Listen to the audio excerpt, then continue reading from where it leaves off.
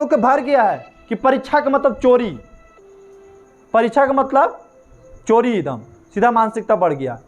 कभी बीमार होते हैं हम लोग, टेस्ट का मतलब जांच होता है हिंदी। जांच किसकी हो रही परीक्षा में? आपकी ना, पर्सनल जांच हो रहा है। जांच सही होना चाहिए। अगर हम डॉक्टर के पास जाते हैं, डॉक्टर बोलता है देखिए बोल हमारी कोई बीमारी है, डॉक्टर बोलता है ठीक है चेक करते हैं भाई, क्या बीमारी बताओ। तो बोलता है वहाँ पे कि बीमारी ये है, बताता है अपना। डॉक्टर को समझ में आया तो ठीक है, ना बोलता है जांच करना होगा हमको, ब्लड लेके आइए, जाइए ब्लड चेक करेंगे आपको हम पहले, तब पता लगेगा मलेरिया है कि फलेरिया है कि डायबिटीज़ है क्या। ये सब ऐसे कैसे बोल दें? टेस्ट लेंगे तब तो पता होगा, जांच करेंगे ब्लड तब तो पता लगेगा बीमारी। वो व्यक्ति क्या करता है, किसी दूसरा का ब्लड लेके चल जाता है। लेके गया ब्लड दूसरा को, चेक करवाया, कुछ नहीं था। डॉक्टर बोला रहे कुछ नहीं आपका है, ठीक है आप एकदम पूरा क्लियर है, एकदम स्वस्थ हैं आप। डॉक्टर के तो झूठ बोल दिए। हमारे अंदर जो बीमारी है दिन प्रतिदिन क्या होगा, बढ़ेगा ना। दिन प्रतिदिन क्या होगा, फिर से बोलो एक बार, बढ़ेगा कि कमेगा? लेकिन डॉक्टर को क्या लगा कि हम सही हैं, डॉक्टर को लगा कि हम सही है। दुनिया को भी लगेगा कि नहीं इसको कोई बीमारी नहीं, सही है, दुनिया को भी लगेगा सही है। लेकिन जब आप तड़पेंगे बीमारी से तो डॉक्टर तो छोड़िए, पूरा एरिया का पता लगेगा कि आदमी बीमारी से मर गया। काहे मर गया? छिपाया था बीमारी को। उसी प्रकार जब एक टीचर टेस्ट लेता है ना, तो काहे ले लेता है? आपके अंतर्गत कमजोरी को पकड़ने के लिए। हम लोग क्या करते हैं, दोस्त से चोरी करके बना लेते हैं, किताब से चोरी करके बना लेते हैं, कॉपी से चोरी करके बना लेते हैं, मोबाइल से चोरी करके बना लेते हैं। जांच तो हो गया, टीचर कॉपी चेक किया 50 में 45, हमें लगा ये लड़का लड़की तेज है।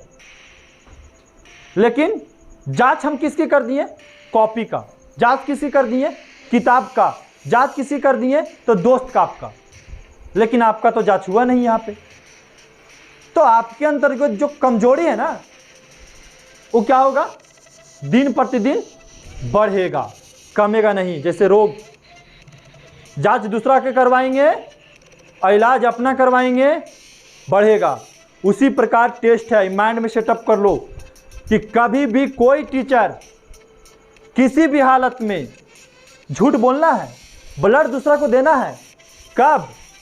जब हमको नौकरी के बात रहे, मेडिकल चेक हुए रहे, तो पता है कि ब्लड जाएगा तो हम फेल हो जाएंगे। वहाँ मेरा ज़िंदगी का सवाल है, दे देंगे वहाँ दूसरा के ब्लड, लीजिए यही मेरा ब्लड है, हम पूरा फिट हैं।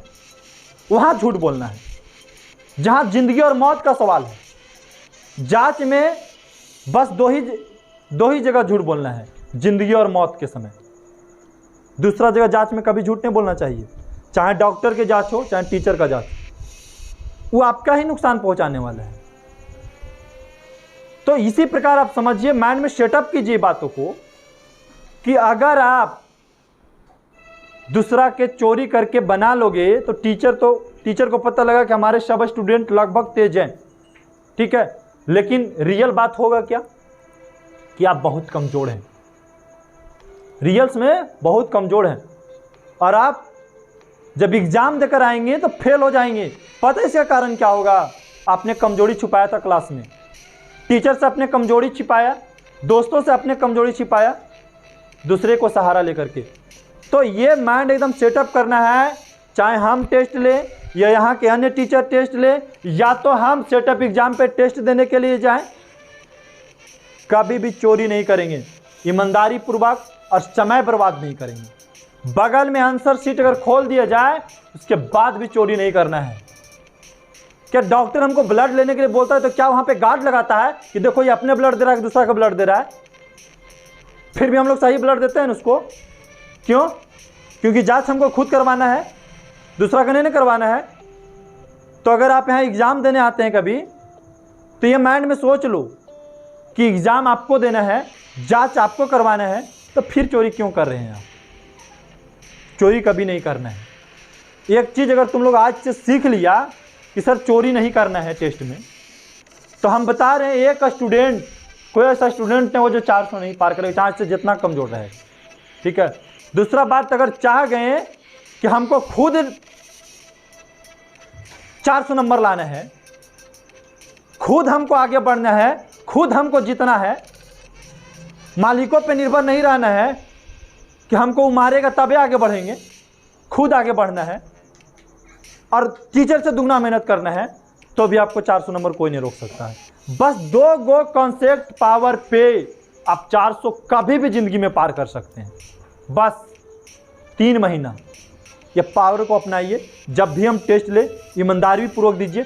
कम आए घबराइए नहीं, कम आए 2 नंबर आए सर, आइए कभी टीचर से मिलिए, क्या बात है कम नंबर आए सर, क्या करें, कैसे मेहनत करें, कुछ तो टीचर सलाह बताएगा।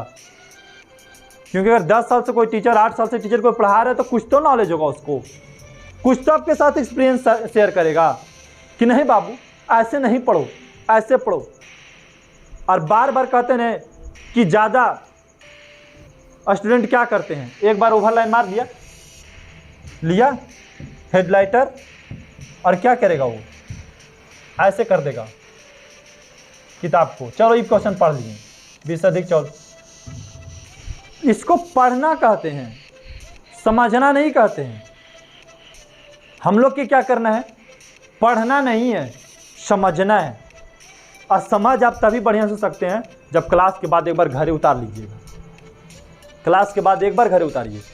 और अगर आपको याद नहीं होता है ना, एक चीज़ माइंड में सेटअप कर लो, 10 बार लिख दो उसको, उसके बाद नहीं होता तो एक बार टीचर से आके मिल लेना। 10 बार लिख दो किसी चीज़ को, 100% याद हो जाएगा, 100%। इसमें कोई शक नहीं है। खाली कितना बार लिख देना है, 10 बार। जो चीज़ याद नहीं होगी कम से कम ज़िंदगी में 5 बार जरूर लिखो। अगर बहुत ज़्यादा एक्सपीरियंस लेना है, लिखित अभ्यास करो। लिखित काहे, चिंतन, चिंतन हमारा कहाँ से, लिखने से आता है। ये पावर को बढ़ाओ।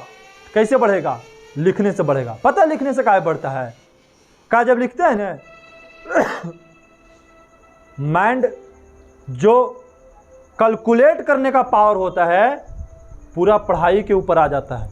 जब हम किसी क्वेश्चंस को पढ़ते हैं, जैसे ये 12th का बुक आ गया मेरे पास, अब पढ़ रहे हैं, तो पढ़ते समय ये तो भी हो सकता है कि माइंड कहीं दूसरा जगह भटक रहा है, लेकिन लिखते समय कभी माइंड नहीं भटकता है। ये बात की तो माइंड में सेटअप कर लो। पढ़ते समय माइंड 90% भटकती है, जबकि पता है लिखते समय माइंड हमारा नहीं भटकता है। ये बात आपको समझना होगा कि सर हमें लिखित अभ्यास करना है, लिखित अभ्यास करना है। और एक बात और आज जान लो,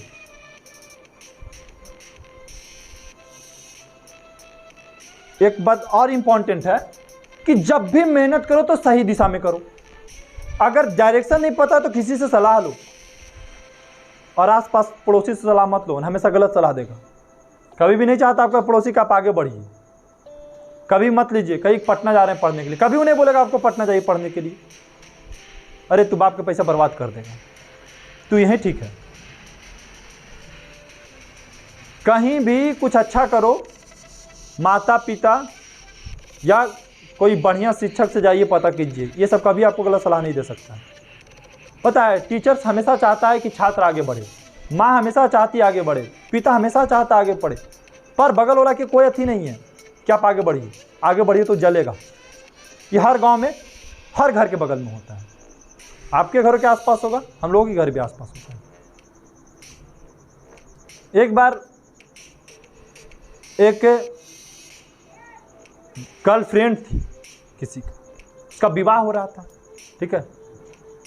एक प्रेमी था, उसका क्या हो रहा था, विवाह हो रहा था। समझ गया, विवाह समझ में आता है ना।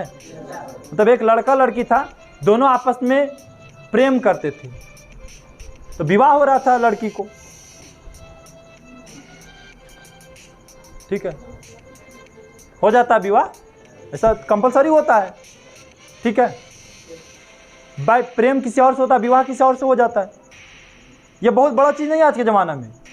ये आम बात है, होते रहता है। लेकिन यहां पे थॉट आपको क्या समझाना चाह रहे हैं इसे समझिए।